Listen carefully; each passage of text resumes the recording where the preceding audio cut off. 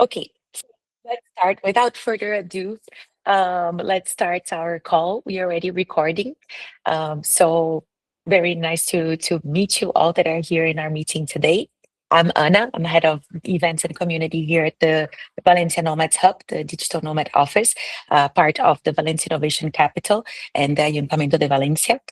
And so we're going to meet today Tiscar Navarro. I'd ask Tiscar to introduce yourself, please. Hi. Well, first of all, thank you. Thanks for everyone to join us this afternoon. And well, thanks for the invitation to Valencia Capital, Valencia Innovation Capital for this great initiative, which brings innovation, talent, and global perspective, which is great.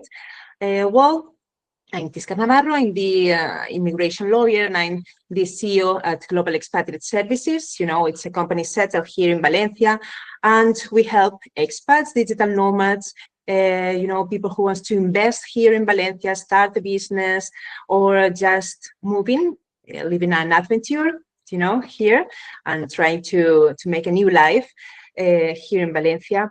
We try to help them in all the different steps, in all the different challenge that could appear in all the process. So we like to think that we take the client's hands and we, bring them in all the process, just following instructions, trying to make the process really smooth and well. And as the title of this webinar says, soft landing here in Valencia. So, well, I'm pleased to be here, and I hope this webinar helps you a bit, that you can take some tips, some good advices just for for your stay here in Valencia. Thank you so much, Tiscat. So let's start. On your opinion, why has Valencia become one of Europe's most attractive cities for digital nomads in the world? Well, probably all of us, we have a response quite accurate about that. Really, I'm not from Valencia. I'm Spanish. I'm from Comunidad Valenciana, but I'm not from Valencia. And that was my first feeling. I feel that it's a city where things are easy. It's really easy living here. You can, it's big enough but small enough. You can walk point to point with safety. Feeling safe. You have a really popping cultural life, social life, well, of course, the weather. It used to be quite affordable. It's been a bit less recently because, it's probably is the price of the success at the end. So, but it's true that it's a really comfy and really friendly city for living. That's true. I must agree. I love living in Valencia. It's for me the best place to live in the world. Yeah, So it's when we nice. talk about housing is probably the first Mm, issue that all yeah. immigrants deal with when they're arriving here. So can you give us a few tips? Can you tell us a little bit about what would be a safe rental in Valencia? Maybe we can touch upon deposits, rental insurance, agency fees. We can go a little bit over that topic. Yeah, probably is the first, is the first thing in which you think about when you want to move, of course. It's quite difficult for a foreigner, for an expat, just rent a long-term rental agreement or get a long-term rental agreement just when they arrive. Always you are going to need, or it's really common. It's not compulsory by law, I have to say, but it's quite common that the landlords ask you for an year when you just arrive, and probably you don't have still the NIE, depending on your concrete visa or your concrete situation, but it's quite uncommon. You have to provide bank statements, funds, sometimes a contract that you still don't have. So probably good advice, or my advice will be, okay, only if you really know the city. If it's not the case, probably it's easier just to get a temporary rental agreement for 6 months, which is the minimum term for you to get the empadronamiento, which is another topic that we'll speak later about, just to get the empadronamiento. And once you are here and once you have this temporary rental agreement, you can get this empadronamiento and you can really realize what do you want to do. If you want to buy an apartment, if you want to get a long-term rental agreement, if you want to share, your apartment with another, or share an apartment with another friend, probably it's a good starting point. Also, it's safer because there is a company behind. I don't recommend, in principle, I will not recommend just to sign a contract or sending funds or sending the first monthly rental, just from your country, without seeing the apartment, without seeing exactly who you are dealing with. I mean, not P2P. Probably all of us, we have researched, me too, in all these massive platforms where many properties are advertised. This is safe. Well, the point is that you cannot know exactly who is behind. So probably it's a good advice just for the starting point, just for starting, renting an apartment for 6 months with possibility of empadronamiento. You also can negotiate a good cancellation policy. Imagine that you want to come here, but you are not sure about what you want to do. So you can negotiate a good cancellation policy. So probably after 3 months, you can decide just to move, just to, to move to another apartment or stay, but gives you more flexibility, So this will be fine. This will be a good idea. Of course, never pay anything in cash, for sure. And when you are renting a long term, for long term, it's also important that you are sure that the deposit that you are sending or you are paying, I mean, you have normally three different payments. One is for the real estate agency. When it's a long-term rental agreement, normally it's 1 month. If it's a temporary agreement, it's a bit less. Then is the deposit, which is 1 month of the rent, it's 1 monthly rent. And then, of course, the monthly payment. The deposit has to be retained in conselleria. This is compulsory by law. So that also gives you the safety that when your contract is expired or when you want to move, you have the security that the money is there. And you are going to have the chance, and the landlord has the obligation to refund you that money. The landlord cannot just waste that money. It's retained in conselleria. So, of course, the only scenario in which the landlord can retain amount from this deposit is if you cause damages on the property. Damages which are not caused by the common use, the ordinary use. In that case, the landlord will not have the right just to get any amount from the deposit. Really good to know. Thank you so much for the information. I guess still in the housing topic, I'd like to go a little bit further into the rental insurance, which is something that they're asking a lot nowadays. So maybe if you could to speak a few words about that. And finally, for us to move to a different topic, what is the best moment to exchange keys and the payment? Yeah. Well, about the insurance, it's true that it's not compulsory for the landlord just to hire this kind of insurance. For the tenant, could be useful, but it's not compulsory. So, well, we have experience with that kind of insurances, but from my point of view are not safe at all, are not really a good solution. I mean, you always also have to keep in mind when you are asked to pay more than 1 month, it's a red flag. When you are asked to pay in cash, it's a red flag. When, for example, with long-term rental agreements, with the landlord says, okay, so 2 months of deposit, one for conselleria and the other I'm going to save it, just for if you don't pay the last month or whatever. This is a red flag. So, it's really important that you have your rights really clear. At the end is, it's quite clear. But there are a kind of topics or quite points that you have to keep really clear, just to don't have your rights, canceled because of the contract. And when, how is the best moment just to do this, to give or deliver the keys? Of course, when you take possession of the property.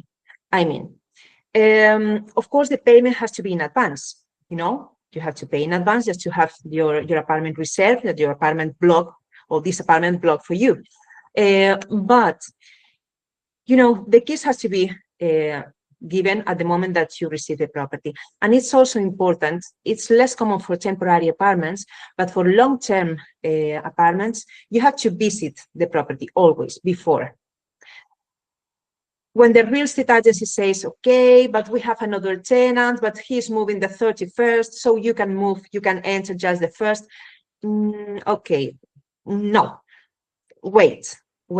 I mean, it's really important that before sending any payment, when it's a long-term rental agreement, and mostly if you are just dealing with a private person, it's really important just to check the apartment first. Those are very, very good points. Thank you so much. So let's move to the next topic now, talking a little bit about the empadronamiento. So the empadronamiento is very central to life in Valencia. Could you explain a little bit what it does? What's the role of the empadronamiento? Yeah, of course.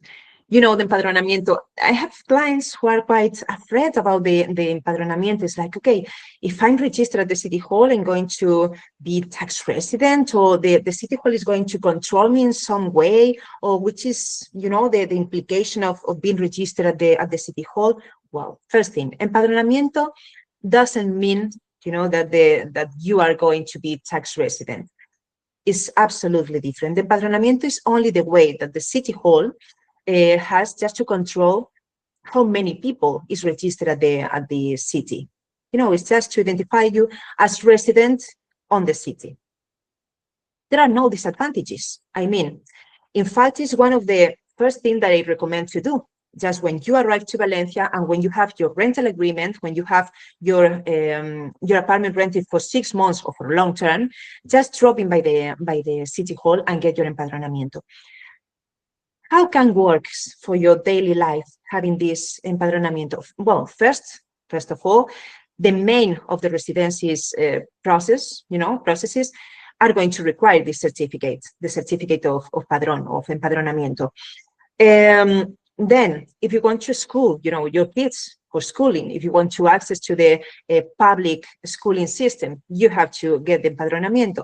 If you want to get your social security card just for entering in the sanitary system, you are going to need your empadronamiento. You have to drop by the clinic with your identification, with your NIE in this case, and also with the certificate of empadronamiento.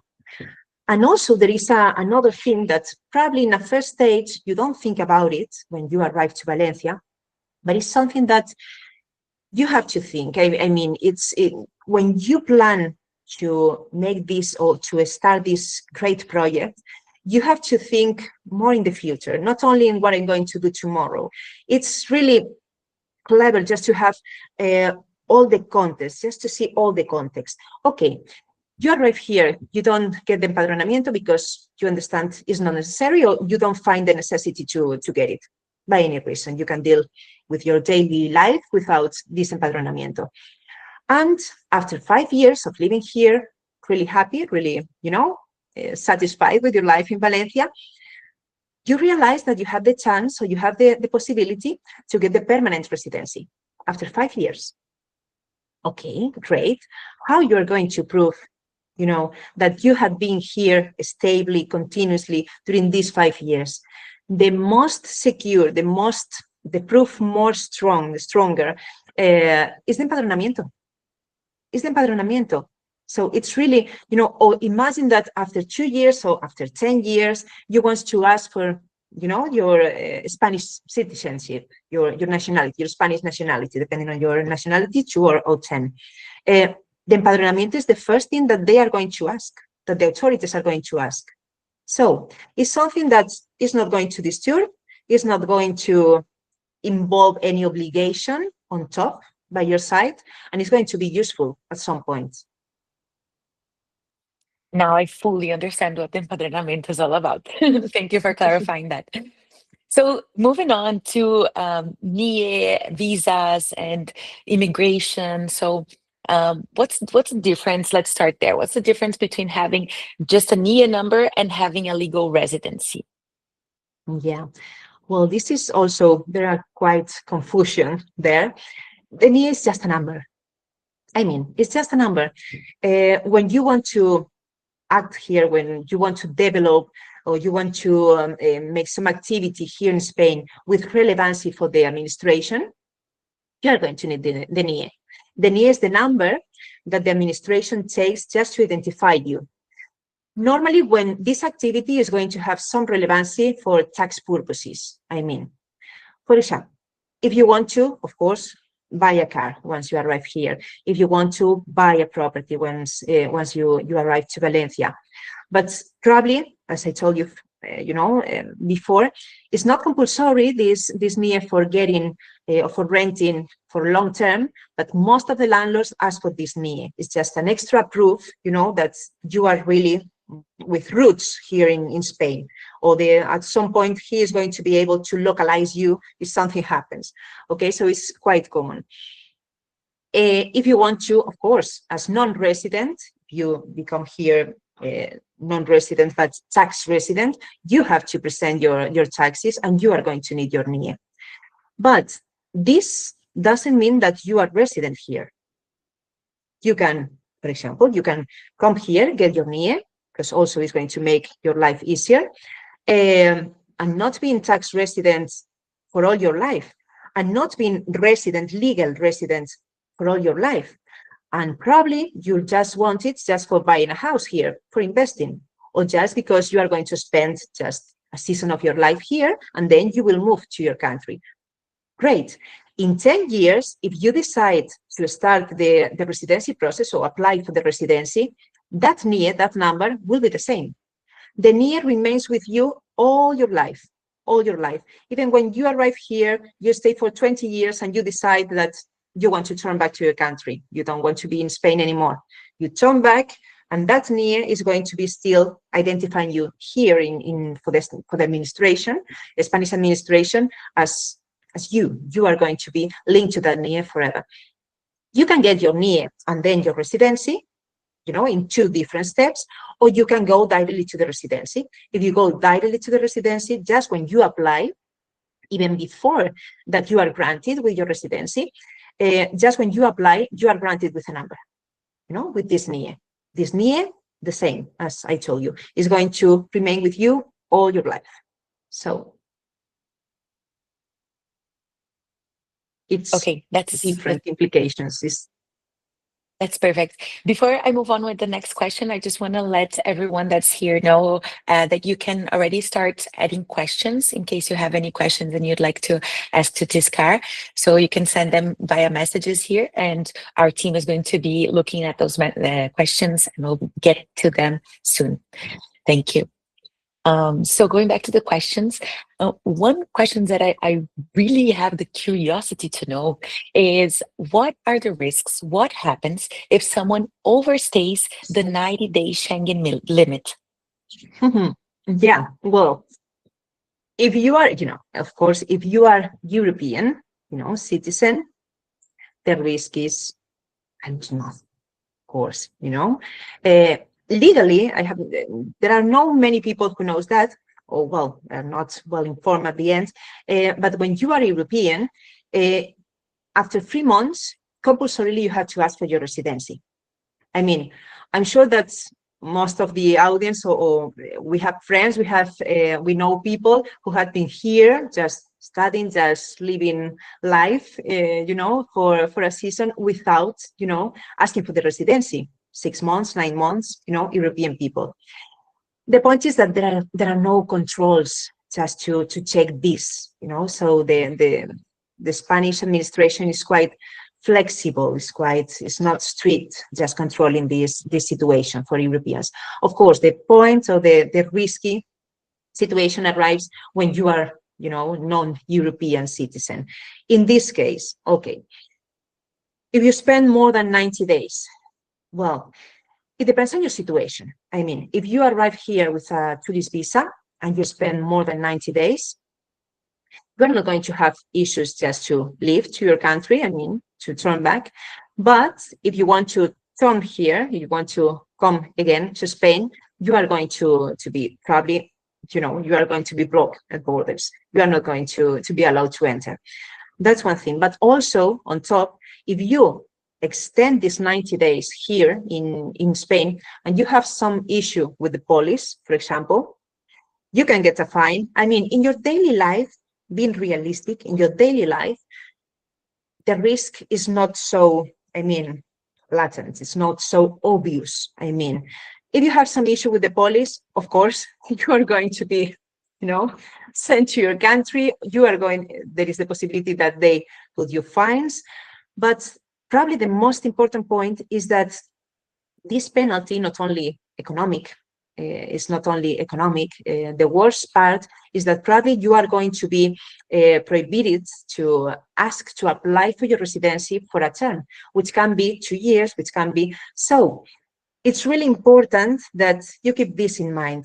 I mean, there is a really useful tool, is the Schengen calendar. Probably you are familiar, or most of you are familiar with this, the Schengen calendar. So you can control exactly the days that you still have the possibility to stay in Spain. I mean, you know that you can be 90 days, all together for the first semester or for one semester, and then another 90 days for the second semester. You cannot exceed the 90 days in 6 months. Okay, so you can control, you can make, if you want to turn back, that in February you want to be here, so you can turn back and then come again in February, because in that case, I'm not going to expire my term just to come to be here in Spain. Another important point linked to this is what happened when you are waiting for your, for your residency, for being granted for the residency. Imagine that there are visas that really take long just to have the resolution, just to have the response from the administration. For example, one of the most complex residency permits that we are dealing with now is the tarjeta de familiar de comunitario. Is when, your wife is from Europe, no issues, she gets the CUE, but then you have to apply as familiar, as relative, as the relative. So in this case, we are having delays of 6 months, 5-6 months, when supposedly the administration has to respond in 3 months. What happened? The point here is, what happened if I stay in Spain? Yes, you can stay in Spain. You are covered by that application. But it's really important to keep in mind that the administration is not considering that you are granted with your residency, okay? You are in a situation, you are in a kind of limbo, okay? If you stay here, if you don't do anything, you're not going to have issues because you are in the renovation process. But if you leave, you are going to have troubles to enter. So there is another permit, also is quite, I think it's not really known, or probably most of the people didn't know about this permit, is la autorización de regreso. This permit allows you, it's really easy to get when you are in the renewal process. I mean, when you already were granted with a first visa, or first, I'm speaking, of course, about non-European citizens now. This autorización de regreso can be asked, just showing that you have to leave by any reason. You are not going to be asked about the reason in this case when you are in the renewal process. Just showing your tickets and just paying a fee. That's all. And with this permit, you are allowed to come and go, from Spain during 3 months. So it's valid for 3 months. You can use it for during 3 months, all the times that you need. This is really important to know. When you applied here in Spain for the first residency, imagine, for example, the digital Nomad Visa, which can be applied from here, from Spain, and you are waiting for the resolution, for the approval, and you really have to leave. This autorización de regreso is granted only if there is a major force for you to leave. I mean, it's not valid just I have to attend, it's Christmas and I want to be with my family.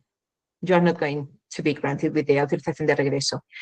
But If you have a letter from your company saying that it's absolutely compulsory for your job that you attend a meeting in Sydney next February, in this case, will be studied at least, and you will have possibilities to get this certificate de regreso. That's really good. Thank you so much for the information. I'm sure that many people see themselves in this situation. I've seen this happen several times. So it's a very good point.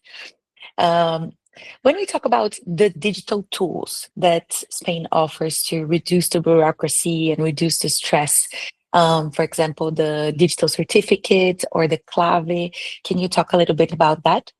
Yeah. You mentioned clave concretely.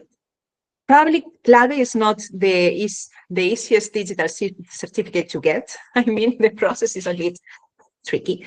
But well, what many people don't know is that there are other digital certificates absolutely valid with the same effects for the same purposes, and that allows you to deal with the administration in an easy way, in the same way that clave allows you. So you can ask for the digital certificate at the city hall with a really smooth and speed process. I mean, just with an appointment, or even that, if you want to just drop by there and make the queue, you can get it. And also you can also apply for the digital certificate through La Fábrica del Timbre y la Moneda. This is a website where you can apply for your digital certificate. They send you a code, and then you have to attend an appointment or at the tax administration or at the social security office, just for them to prove or to identify you as the person behind that code. And with that, you can download the digital certificate on your mobile phone, your laptop, whatever. So why is so easy? I mean, why this digital certificate makes your life easy or easier here in Spain? Imagine, for example, allows you just to get this, the certificado de empadronamiento, for example, not the first, you cannot just to be registered with this digital certificate, but you can get refresh copies. Imagine that you just arrive, let's use the same example that I put before. You drove by the clinic just to get your sanitary system card, just to be enrolled in the public health system here in Spain. You are going to need your empadronamiento. You don't have it. It's so easy as apply, and automatically you are going to receive your certificate, your update and refresh copy of this certificado de empadronamiento. Also, you can directly get information about your status at the social security. You can access also to your debts if you have debts or you have some outstanding payment at the tax administration. You can present your taxes too. You can get certificates about your residency, the non-residency certificate, the certificate to be updated with your tax obligations here in Spain. You can access to the cadastral department if you are an owner of a property here, just to check your files, just to check that your data are correct. You can get appointments at some clinic, at the clinics here. Really, once you have the digital certificate, you really realize how easy everything is, and it's not necessarily clave. It's not necessarily clave. There are easiest ways to get it. That's good to know. I used to think that clave was central for the processes, but it's good to know that there are other options. Thank you. Yeah, of course it is. And so when we talk about healthcare now, is it really important to have the public healthcare or the private one? Which one do you believe is the best? Thinking specifically digital nomads and this public that we're focused on. Yeah, of course, if you have the chance to get access to the public sanitary system, it's fine. It's great. I mean, it's good. But when you have access to this health sanitary system or the public sanitary system, of course, you have to contribute. Until the moment that you don't contribute, you don't have access. So once you have spent here more than 183 days in the calendar, calendar days, I mean. Once you are registered with the Social Security because you started a business, you were registered as a self-employee, or you got a work here, a contract here, at that moment, of course, with no more questions, you are apt just to be enrolled in this public sanitary system. Well, the most of the visas, so the most of the residency process or procedures demands to have private health insurance. So when you can change to the health insurance, once you fill with some of these free requirements, or you are in some of these free scenarios, or there are some little exceptions. For example, imagine that your company is the one who decides that you can work just here in Spain. Okay, great. You are paid by a company in Switzerland, for example, I mean, but you are living here. You are living here, but who is paying for your Social Security?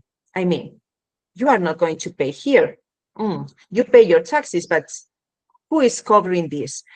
Well, there is a form which is the S1, it's only available for European citizens, but it's true that the most of the other countries also have documents or certificates with the equal value, which could also be accepted by the Spanish authorities, just to give you access to this health public sanitary system. It's important just to keep in mind this S1 certificate, which certifies is that you are covered by the sanitary system in another country. So this other country is going to pay for your Social Security here. I mean, you are going to be attended as if you will be paying here in Spain for this sanitary system or sanitary attendance, but your country is going to pay for it, on behalf of you. But you need this S1. What happens if you arrive here and your country cannot issue this kind of document, this kind of certificate, or if you spend more than a year here in Spain? Imagine, probably the most clear example is the non-lucrative visa. A couple, in their 60s, 70s, 50s, I don't mind, that arrive here. They are not paying taxes here in principle, at least for the first, year. Imagine that they arrive, in October. Of course, for that year, they don't have to pay taxes here in Spain. For the following year, we'll see. But the next year, the first year, is not compulsory. When they can change to the public sanitary system, there is a convenio especial. So it's for these people who have spent 1 year in Spain, and they don't have access to this S1. So they can pay to the sanitary system, to the Social Security. They can pay a monthly fee, and they are covered by the Spanish public sanitary system. Okay, so this is also an option which is not really known, and it's really useful. It's really useful. That's really good to know. Thank you so much. We're getting close to the end of the interview, and I'd like to invite once again everyone who's here in the call to share questions. If you'd like to get into a little bit of any one of the topics that we touch into, if you have anything specific that you'd like to talk about, feel free to leave comments here, and our team is going to check them out and bring them to the table for us to discuss. So continuing our questions, what are the most common mistakes that digital nomads make when they're planning to move to Valencia on the beginning of their stay here? And yeah, I'll stop there. Well, I don't know if the word is mistakes. Is linked to the what we mentioned before. It's like sometimes you are really excited about the project, about your really adventure, and you don't think twice about all the implications. I always recommend just to have some anticipation, just to have some information in advance. I mean, when you plan to move to Spain, probably the first thing that the most of you did is just joining to Facebook expat groups, just getting the advice from the, from your friend who arrived here 2 months before you, just the guy that you just met at the co-working, or that's nice. That's good. You can get, in fact, you can get good tips from these kind of groups, and it's also, it's always nice feeling part of a community, and that's great. But it's true that what it works for your friend probably is not going to work for you. I mean, each case is absolutely, can be absolutely different, absolutely different.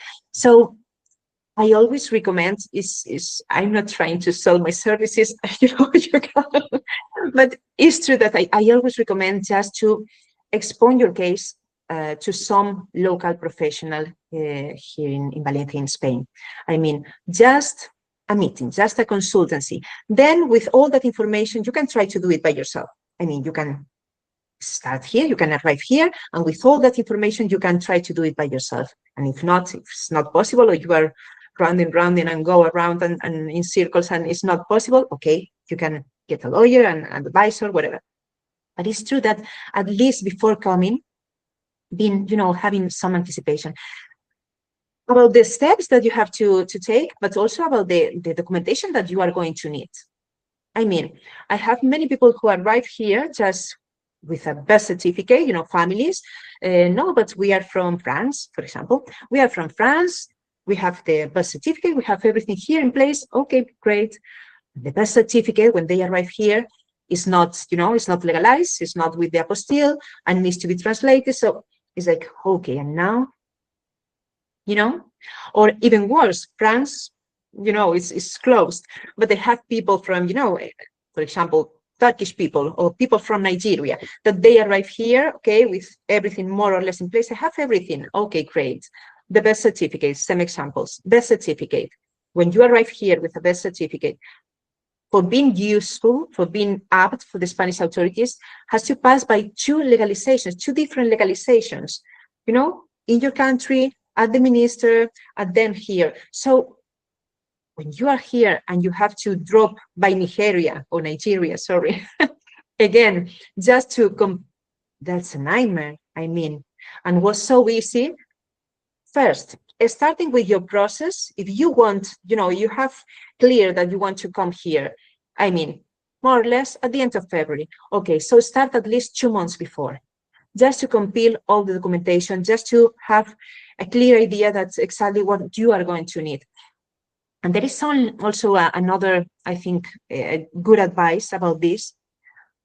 It's important to know exactly the documentation that you are going to need, of course, but could be even more important to have the schedule when you have to apply for each document.